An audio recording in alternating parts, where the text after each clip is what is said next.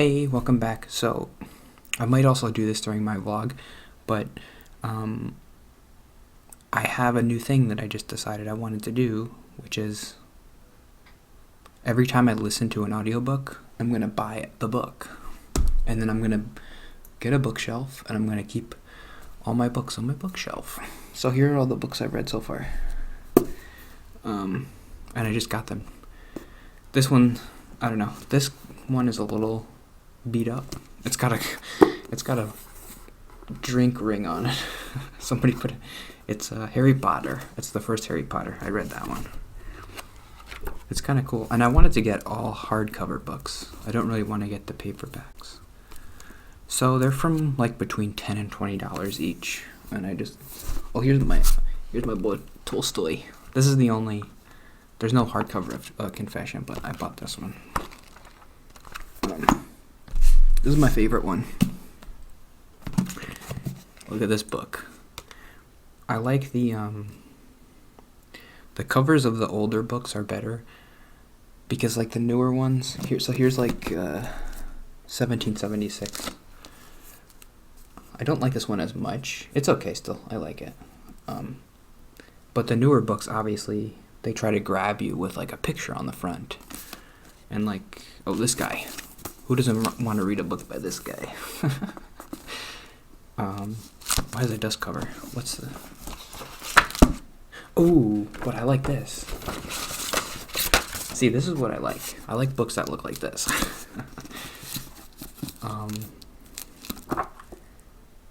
Maybe I'll just take the dust cover off. There's a bug in here.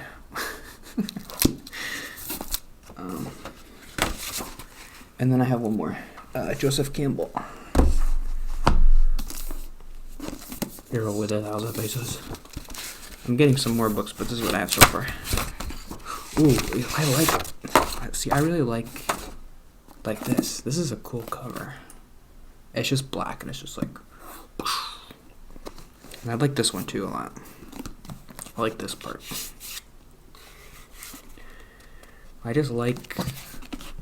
I like books. Like, I don't like reading them, but I like listening to them, and I like having the thing. So, those are my books. And I'm gonna make a little library of books. There's this website called Thrift Books, where you can buy used books for pretty cheap, which is pretty cool. I don't know. I think I've always kind of felt like people who have libraries are a little bit pretentious. Like, oh, look at all the books I've read. But I think I felt that way because I never read any books, so I'm like, oh, I'm stupid. And those people are smart, so... I think it is still a little pretentious for me to like buy books that I never even read, I only listened to. But I think that's okay. I think it's okay to be a little pretentious. I think it's okay to be like looking at these books. They're like trophies, I guess. Like, oh, I finished that book, and if I want to go back and read something, I can. It's a lot harder to go back. Like, if I wanted to reference something, oh, I can show you my quote in the book that I'm going to put on my wall. It's in part 4, chapter 14. What does this do? I guess, if it's cheap. But yeah, that's it. I like it now. I thought these books would... I think I'm just going to take these stupid dust covers off. What's the point of these?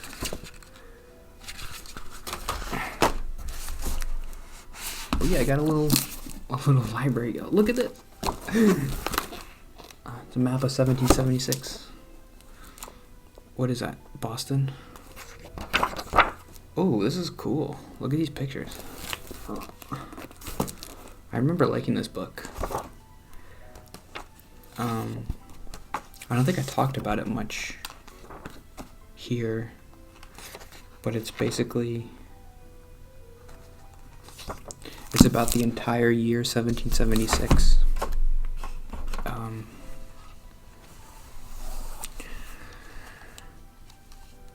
And that year was pretty crazy in American history, so it's just like the whole year.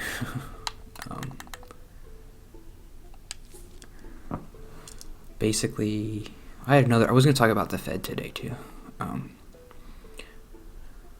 But basically for that entire year, the war started like in the beginning of 1776, the Revolutionary War. Where's he going to come out of? Oh, there's no sun. And then it talks about like the politics in America and the politics in Britain and trying to get funding and the king being like, oh, and Parliament and all that cool stuff. But also, so pretty much for that entire year, Washington was retreating from New York to Philadelphia. He never won like a battle ever.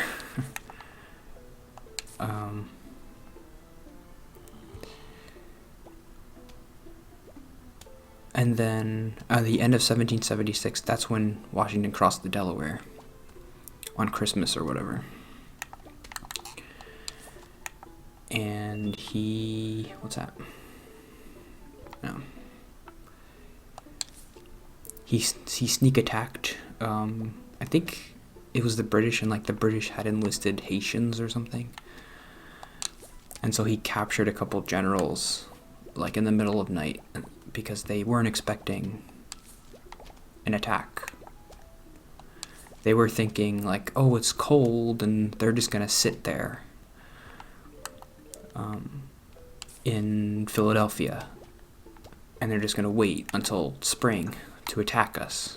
And so they were like partying like, oh, it's Christmas, let's get drunk. And Washington snuck over and captured people. I think that's what happened.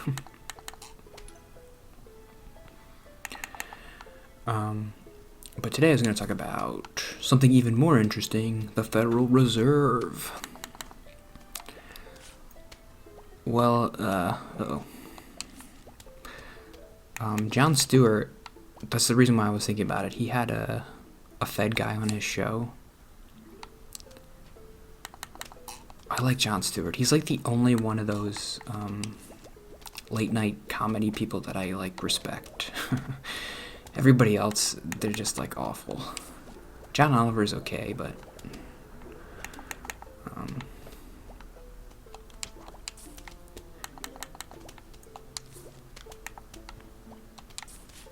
his Jon Stewart's new show is really good, and his podcast, I like it too.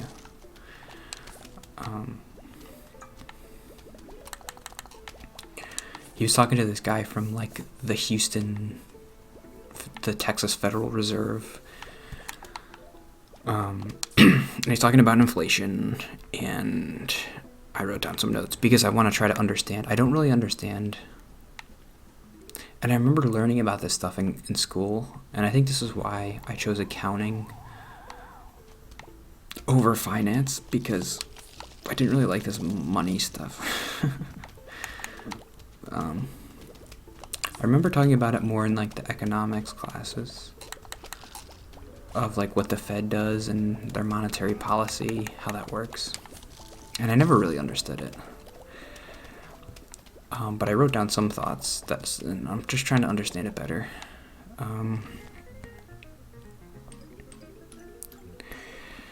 So what you might have heard, the Fed is raising interest rates this year, starting in March.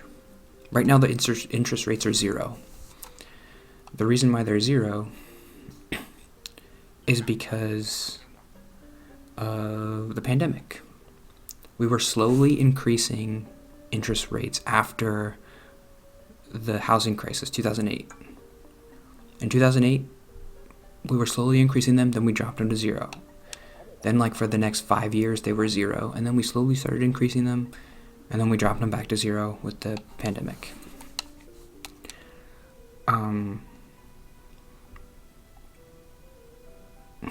let's see. When interest rates are low, consumers don't save, they spend. But no, that's not. Okay, quantitative easing. See, that's where I'm getting kind of confused. Quantitative easing and interest rate policy seem different. They are different.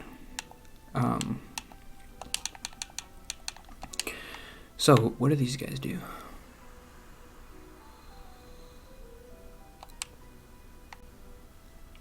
Oh, I need those guys at night because they don't use a lot of sun. I guess I don't know what I'm doing.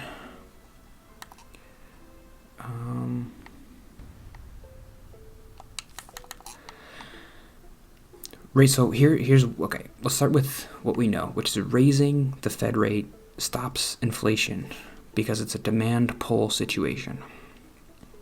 Consumers are spending more than supply allows, increasing prices. So that's why inflation happens. Inflation happens when consumers are spending more than supply. There's not enough supply, so prices increase. Let's get this guy in here.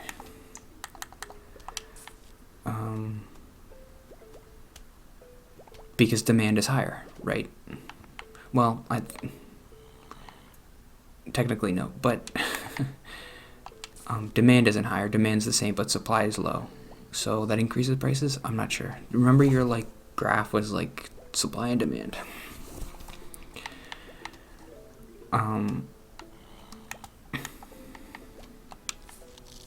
But whatever, that makes sense. Let's just assume it makes sense. That is what's happening. It's a demand pull situation. Consumers are spending more than supply allows, which increases prices. That's why inflation's happening. We know this to be true.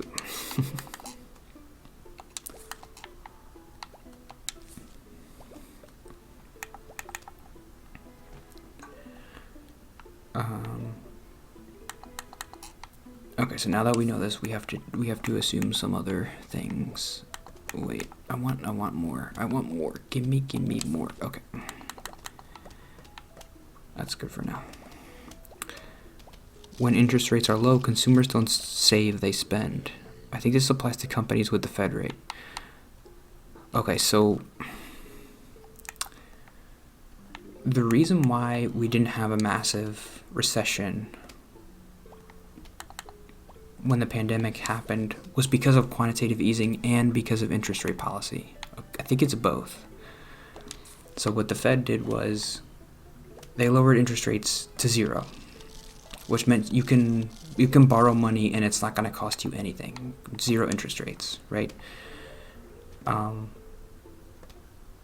guess this is how it worked with companies. Companies could buy whatever they wanted, borrow whatever they wanted, and they didn't have to really worry about repaying it because it's free money.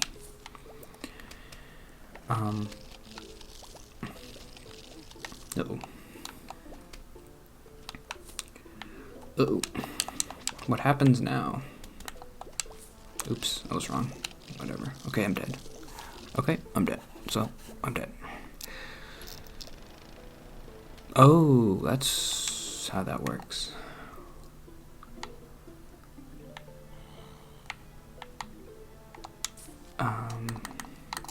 I should have been doing these more.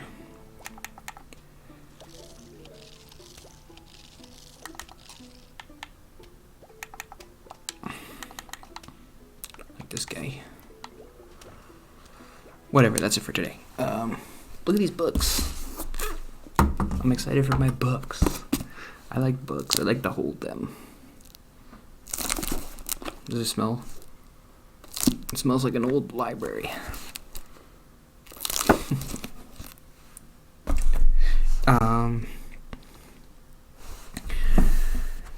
So quantitative easing is when the Fed dumps a bunch of money into the economy. So what they were saying on the Jon Stewart show was, in the past 15 years, the Fed has dumped $6 trillion into the economy. And they do this by, I think, bonds. They make bonds and then... No, they buy they buy stuff from banks and they just pump the money in. I don't know, Google quantitative easing, because it's like the Fed is printing money and they're just putting it into the economy. And companies can borrow it forever because zero interest rates. Does that sound right? I don't know. I guess I could talk more about it tomorrow, but I don't really want to.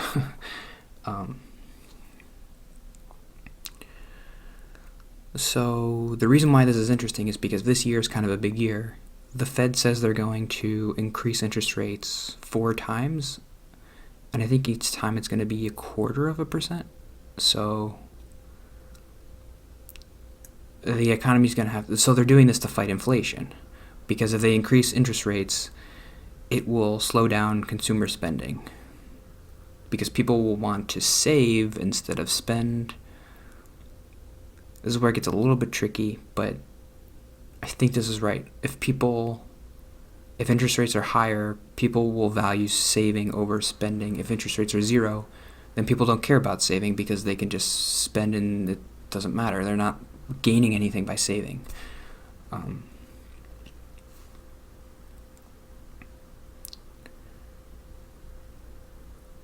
Is that right? Wait, is that the savings rate? Wait a second. I didn't... Because I remember when I was younger and you had a savings account, that savings account would get interest, but now it gets you like 0.01%, and so I'm like, I'm not going to get a savings account. Who cares? So I think, okay, I don't really know. This is why it's so confusing, and I even took classes on this in college. It's called the Fed funds rate. That's the rate that the Fed raises. And it's the rate that I'm just going to look it up, but I still don't understand it when I look it up.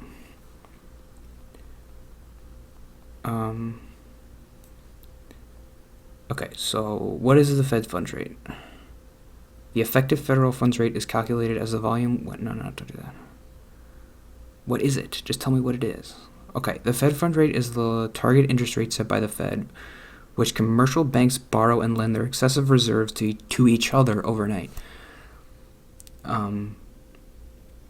I think that also affects the savings interest rate, because if banks are giving a higher interest rate to each other, then they give you a higher interest rate when you save. It also has to do with the rate that the Fed, when they borrow money or when they lend money, that interest rate is higher. It's kind of confusing. I never really understood it. But okay, yeah, I looked it up before, and so that makes sense. When the interest rate is higher, so let's just say, I hope this is true. Let's just say, when the Fed increases the interest rate, that increases the rate that you get when you open a savings account. So that means consumers are less willing to spend, which means they're not going to buy as much stuff. So supply is going to go up and inflation will go down, because there's not a demand pull situation.